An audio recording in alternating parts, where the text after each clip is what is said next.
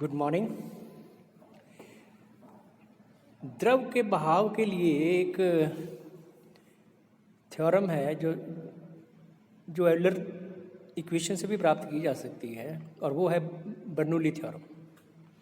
पहले मैं इसकी स्टेटमेंट एक बार फिर से कि जब कोई अश्यान तथा असंपीड्य यानी नॉन विस्कस एंड इनकम्प्रेसिबल द्रव हो या गैस हो एक स्थान से दूसरे स्थान तक स्ट्रीमलाइन फ्लो करता है तो उसके मार्ग के प्रत्येक बिंदु पर एकांक आयतन की जो कुल ऊर्जा है जिसमें शामिल है दाब ऊर्जा, गतिज ऊर्जा और स्थितिज ऊर्जा, इन तीनों का जो योग है वो नियत रहता है, अर्थात P+1/2 rho V square plus rho g h is equal to constant.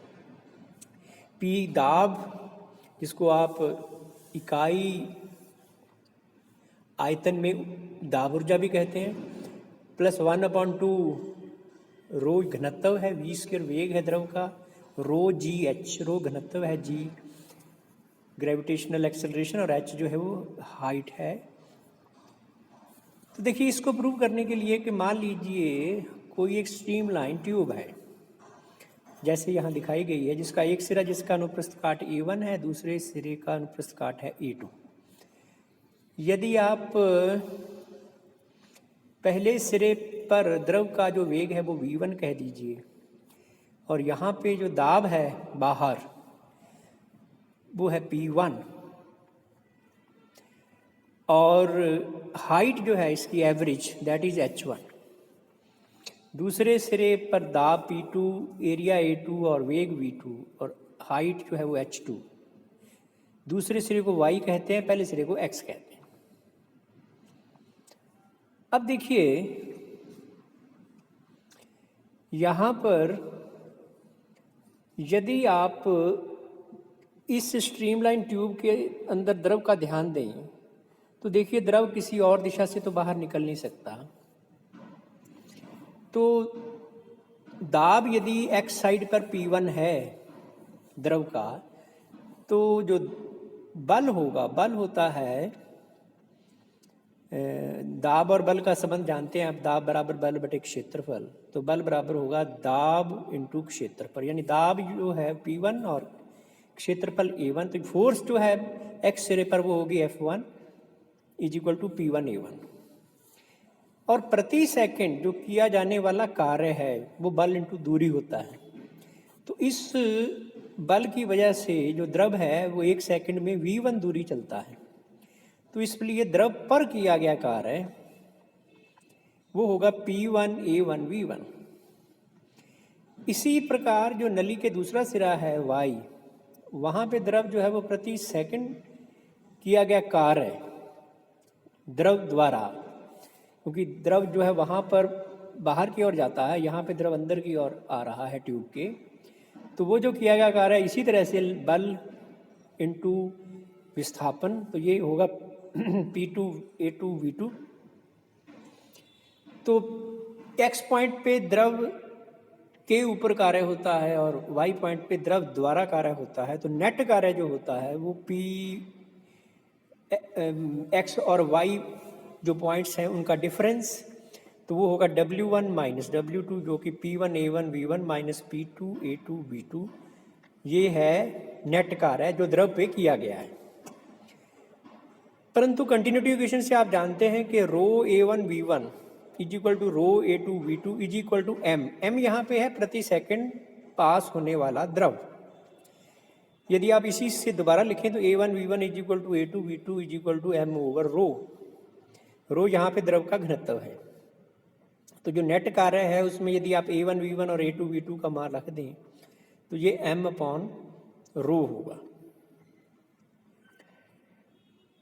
अब देखिए कि नली में जो प्रवेश करने वाले द्रव की प्रति सेकंड जो गतिज ऊर्जा है वो है 1/2 mv1 स्क्वायर, क्योंकि m जो द्रव्यमान है वो प्रति सेकंड इस ट्यूब के अंदर प्रवेश कर रहा है x से, और निर्गत द्रव की जो गतिज ऊर्जा है वो आप जानते हैं 1/2 mv2 स्क्वायर। तो गतिज ऊर्जा में जो वृद्धि है वो 1/2m v2 square minus v1 square, अंतिम माइनस पहले वाले। अब देखिए कि स्थिति ऊर्जा यदि देखें तो स्थिति ऊर्जा जो है वो mgh1 है x पॉइंट पर क्योंकि एवरेज जो हाइट है वो h1 है। y पर स्थिति ऊर्जा जो होगी वो mgh2। तो यहाँ पर स्थिति ऊर्जा में जो कमी है वो आप देख रहे हैं mgh1 माइनस mgh2। लेकिन यदि आप इसको निकालें कि नेट वृद्धि कितनी है, तो वो जो है वो दी जाएगी अंतिम माइनस पहले वाली, यानी ये होगा mgh2 माइनस mgh1। ये होगा स्थितिज ऊर्जा में वृद्धि, अंतिम माइनस पहले वाली। जैसे अंतिम गतिज ऊर्जा माइनस प्रारंभिक गतिज ऊर्जा यही है।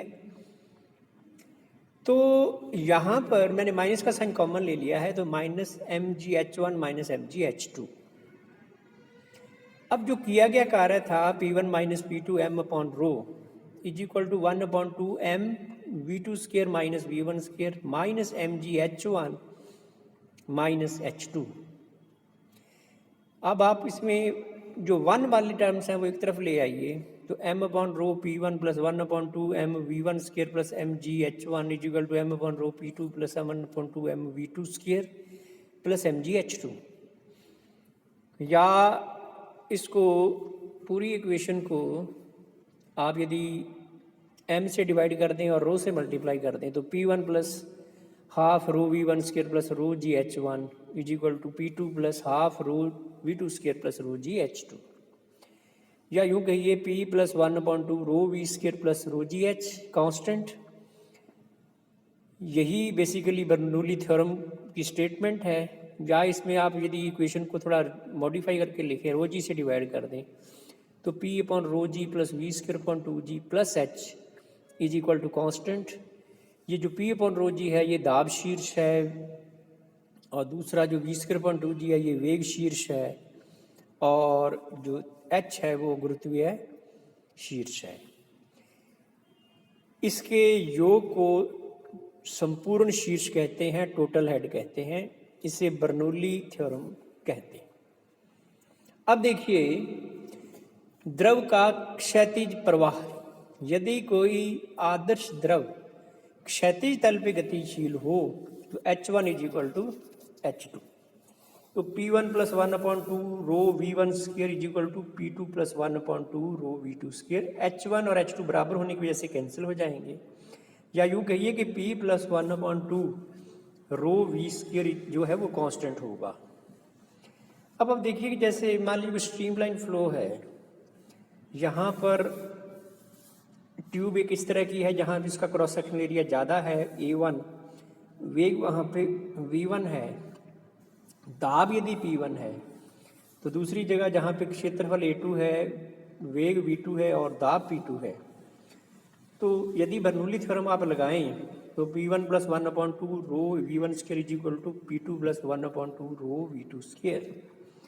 लेकिन कंटिन्यूटी इक्वेशन जो है वो ये कहती है कि A1 V1 is equal to A2 V2। अब क्योंकि A2 का मान कम है और A1 का मान ज़्यादा है, सो V1 की वैल्यू जो है वो V2 से कम होगी। यानी V1 जो है जहाँ पे नली की चौड़ाई ज़्यादा है वहाँ पे वेग कम होगा, और जहाँ नली की चौड़ाई कम है वहाँ पे वेग ज़्यादा होगा।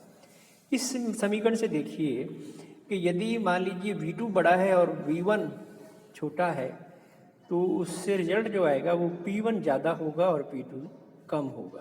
यानी P1 पे जो दाब है वो P2 से अधिक होगा। तो यहाँ पे मैंने जो दिखाया है P1 पे पानी का जो दाब है या द्रव का जो दाब है वो उसकी ऊंचाई ज़्यादा होगी और P2 पर जो है वो कम होगी।